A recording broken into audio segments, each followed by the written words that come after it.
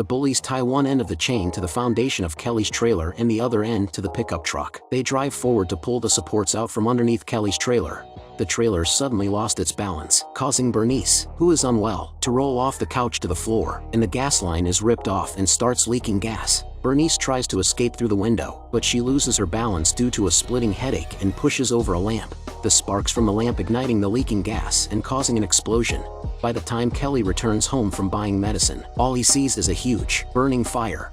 Without hesitation, he rushes into the fire and carries out his mother's body. However, his charred mother could no longer respond to him and protect him. Kelly has an emotional breakdown and is taken to the hospital where he starts eating up gauze again. Sheriff Adler has had a crush on his mom before, so he's willing to take the time to visit and comfort Kelly. Suddenly Red Elk shows up and asks for Adler's help. He wants Adler to team up with him to get Kelly's powers back. It turns out that they're both Indians, and they can sense the medicine in Kelly. It's just that Adler's been away from the residency for years, and he doesn't want to bother Kelly with all the folklore that's been passed down from his grandpa's generation. Red Elk doesn't force him to take Kelly now, just says he'll wait for the day when Adler comes for him. The next morning, Adler picks up Kelly and goes to the cemetery for his mother's funeral. Dominique comes to comfort him and begs him not to move, but Kelly doesn't have any next of kin left, so he has to be sent to a social service organization. Driven by confusion and powerlessness, the two teens kiss. Dominique soon feels a little alarmed and says goodbye. Kelly then goes to Pfluger's grave. He pulls a leaf from the vine covering Pfluger's grave and eats it. Instantly, he feels a great deal of pain and weakness, and begins to puke. It looks like the vines can do damage to the invincible him. Dangerously, he doesn't realize that Sarah is watching from behind the tree. Adler finds him and promises to find him the best foster home. On the way to take Kelly to social services, Adler asks if he's done anything to the trailer lately. Adler thinks the fire is human-related, as he realizes that Kelly's trailer fell off its supports before the gas was ignited. Meanwhile, the bullies are on their way to the river for a fun trip. Reed suggests that they turn themselves into the police and say they thought the trailer was empty, so they pulled a prank. However, instead of feeling guilty, the other three call Kelly's mom Mama Trash. They run into Kelly, who is being escorted out of town by Sheriff Adler, so they make insulting gestures and behaviors towards Kelly.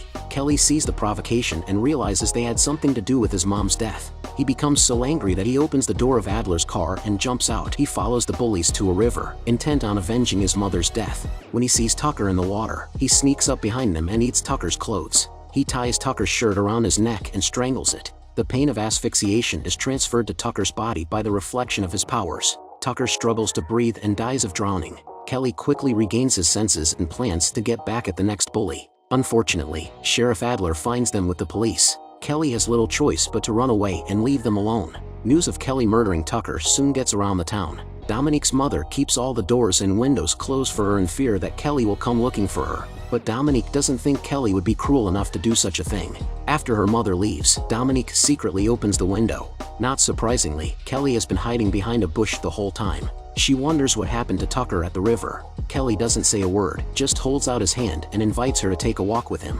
When Kelly reveals his plan for revenge, Dominique stops him from doing so. She doesn't want Kelly to be consumed by hate. She advises Kelly to just make the bullies confess. It would make his mom proud. The next day, in chemistry class, Kelly storms into the classroom and tries to piss Tony off. Yo, I'm Tony Miller. I play fool to get everyone's laughter, cause way deep down I'm just a white boy cracker. Nelson sees what Kelly's trying to do. He comes out to stop Tony from attacking Kelly because he knows Kelly has the power to bounce off hurt. Seeing that the two bullies still don't want to confess their mistakes, Kelly goes back to flirting with Sarah, who is Tony's girlfriend. Tony is furious and breaks free. He grabs some sulfuric acid and throws it in Kelly's face. Soon Tony's face begins to erode and he falls to the ground, foaming at the mouth. To take revenge on her boyfriend, Sarah kicks Kelly in the lower half of his body, but she's the one who feels the sharp pain of a male being kicked in the balls. Dominique accuses him of breaking his promise to use violence. Just as he announces that Nelson will be next, Sheriff Adler arrives in the classroom. Kelly has to run away first. In the middle of the night, Sarah drives up to Nelson to reveal her plan to fight back and avenge Tony's suffering. She saw Kelly's painful reaction to eating the vines at his mother's funeral. She thinks the vines can really hurt Kelly, so she takes Nelson to Pfluger's graveyard to collect some weeds and vines. Nelson soaks them in a bathtub to make a solution. The next morning, Gus forces his two sons to come to the schoolyard for football practice. Sheriff Adler gets wind of this and comes to the school to protect them because he knows how scary Kelly's powers are. But Gus thinks he's making too much of a fuss. He's not afraid of a mealy-mouthed little kid.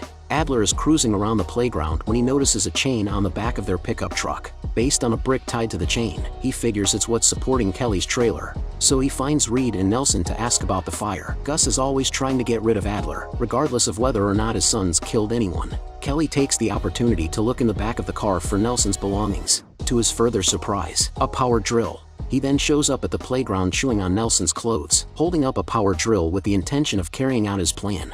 As soon as Reed sees him, he swears he had nothing to do with his mom's death. Kelly knows that Reed has resisted them and lets him go. Meanwhile, Nelson raises a fire extinguisher and aims it at him. Kelly senses that something is wrong on the field and comes up with the biggest punishment for a football player. He picks up a drill and plunges it into his right knee. Nelson suddenly falls to the ground in agonizing pain. Then Kelly takes the drill and drills himself in the left knee. But no matter how much blood Nelson bleeds, he never admits to killing Kelly's mother. Dominique, who is on her morning jog, runs out to stop Kelly's madness, so Kelly pulls the drill out of his knee. Gus takes advantage of his distraction to run into the boy who's bullying his son, but it backfires. Nelson raises the fire extinguisher and sprays Kelly with fine liquid. Kelly feels weak and falls to her knees on the lawn, convulsing. Gus grabs the sheriff's gun and aims it at Kelly. Even when he hears that his son killed Kelly's mother, he feels no guilt. But as he pulls the trigger, both he and his son are shot with a hole in their foreheads. Kelly's wound quickly heals itself. To his dismay, Dominique, who has always been supportive of him, begins to blame him. She angrily yells how she hates the new Kelly who is driven to live by hate. Kelly doesn't want to be that weak, powerless, disliked person anymore. He doesn't want to give up that power. Dominique simply begs him to give this power back to Chief Red Elk or she will never be with him. Her words broke Kelly's heart. I love you. Without the understanding of the girl he loves, Kelly picks up the gun on the ground to say goodbye to the world. Adler grabs a fire extinguisher to stop him from being stupid. Adler then takes Kelly to the cemetery to find Red Elk. With Dominique's comfort and kisses, Kelly agrees to return his powers. The two of them cast a spell together in an attempt to transfer the powers from Kelly to Red Elk. Suddenly, Kelly goes into convulsions. It turns out that Red Elk is trying to kill Kelly, because this mysterious power has been inside Kelly for too long. And now Red Elk can only get this power if Kelly is completely dead. Kelly breaks free from the handcuffs while he's talking and tries to escape with Dominique. However, the other cops shot them both. The impact is so strong that they fall into Pfluger's grave. Kelly heals quickly because of his powers, but Dominique is not so lucky. She realizes how hypocritical these people are and begs Kelly not to give them back this power. In the end, Kelly could only watch as the girl who trusted him and helped him lost her breath. After losing the last person in the world who loved him, he angrily blames Pfluger for all the origins of his miserable fate. He doesn't want anyone else to have this power, so he consumes Pfluger's heart, intending to die along with the evil, even though Kelly loses her breath. Unfortunately, Red Elk doesn't get Kelly's power. As the cops are taking the two teens to the funeral home, Dominique suddenly sits up. Miraculously, she comes back to life. As she touches her healing wounds, she utters one of Kelly's pet phrases. Man, that itches. Man, that itches. Do you think it is Dominique or Kelly who comes back to life at the end of the movie? This is a sci-fi film about anti-bullying in schools called The Unhealer. Kelly is bullied and called Trash Boy by his classmates because he likes to eat things we consider trash. The mysterious power of the Indians gives him the power to heal himself and bounce off hurt. The bullied and weak boy is no longer afraid of being hurt and has regained his self-confidence. Although Kelly seldom picks on others with his powers, most of the time he is attacked by the bullies, but the hurt bounces off them.